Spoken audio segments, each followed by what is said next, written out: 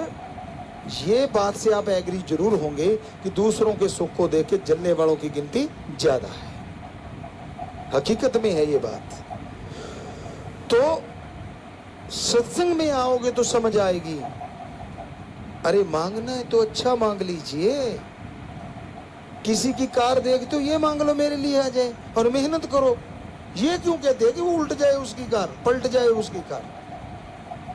अच्छा मांगो, नेक चीज मांगो।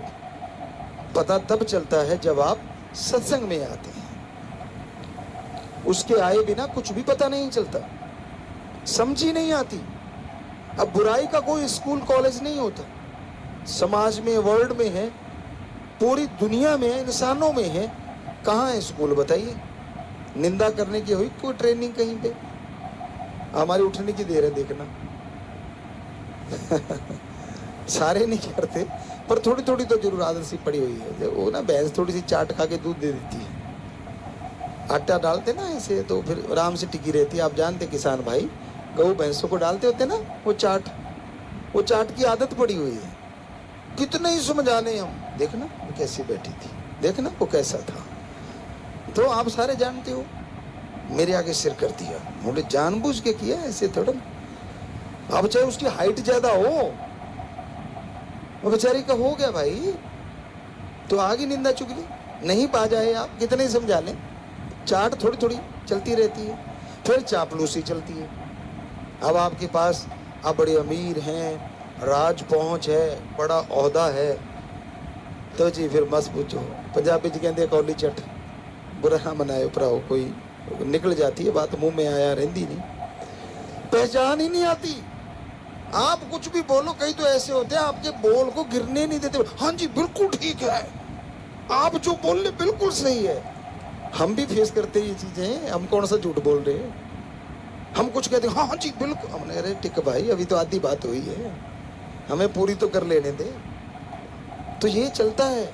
ये दूसरा ये हो गया। तो क्या चापलूसी की कहीं ट्रेनिंग है? कहीं निंदा चुगली के स्कूल हो, चापलूसी करने के कहीं स्कूल हो, बेईमानी करने के कहीं स्कूल हो, कैसे किसी की जेब काटनी है इसके कोई स्कूल हो? शायद थोड़ी ट्रेनिंग देते होंगे जेब काटने की, तो शायद। तो कितनी और बुराइयां हैं। काम वासना है, क्रोध है, लोभ है, मोह है, अहंकार है, मन है, माया है, बहुत सारी चीजें हैं। क्या इनकी ट्रेनिंग है कहीं पे? नहीं है। ऑटोमेटिकली इंसान के अंदर रजो तमो सतो गुण हैं, उनको अवगुण के में बनाते हुए पता नहीं चलता कब। वैसे तो ये गुण है, पर अति हो जाए तो ये अपगुण हो जाते हैं। तो कहने का मतलब, आज समाज में बुराइयां ज्यादा फैल रही हैं। आपके दिल की बात कह दो तो कहने वाला सही है, दिल की बात नहीं कही तो कहने वाला जहर जैसा लगता है, कड़वा लगता है। पर संत क्या करें? उनका तो काम ही सच बोलना होता है। चाहे कोई कुछ भी कहे, कुछ भी तसीहे दे दे, सच बोलने से संत ना बाज आए थे, ना आए हैं और ना कभी आएंगे। संत ही झूठ बोलेगा तो यकीन किस पे करेगा आम आदमी? हमारे पास कई सज्जन आते थे और कहने लगे गुरुजी आपके पास आते हैं ना तो एक दिक्कत आ जाती है। हमने कहा क्या? कहते हम सोच सोच के बोलना पड़ता है कि गुरुजी के सामने तो कम से कम सच बोलो। सारा दिन तो सबको बेटे बेटे देते रहते हैं, बेटी तो देते ही नहीं। सो बुरा ना मनाना भाई, समझने वाले समझ गए होंगे, हम तो वैसे ही इशारा सा किया है। सो आज समाज में ज्यादातर लोग झूठ के पुजारी हो गए हैं। यहां जरूरत पड़ती है वहीं सरका देते हैं। सच तो कभी कभारी जुबान पे आता है, क्योंकि अपना बिजनेस चलाना है, व्यापार चलाना है। कहते गुरुजी आपको बड़ा पता है, उसके लिए 100 झूठ बोलने पड़ते हैं। लागत मूल्य पे दे रहा हूं तो फिर दुकान कैसे खोल ली इतनी बड़ी?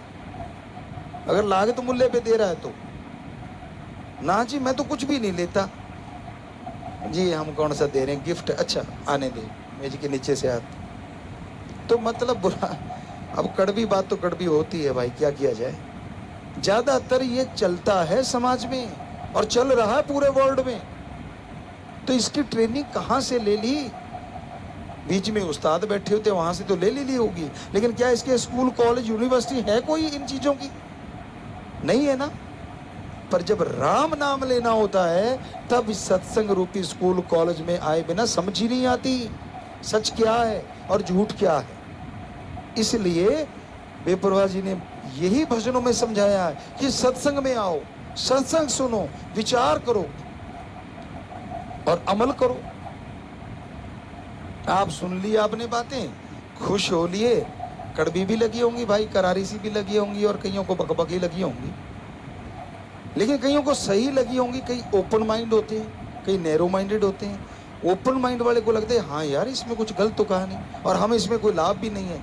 यकीन मानिए हमने कोई दुकान नहीं खोली हुई भाई, ये सुनाने के बाद पल्ली बिछाएंगे या आपसे कोई पैसा लेंगे या कोई चंदा काटेंगे, ऐसा कुछ नहीं है।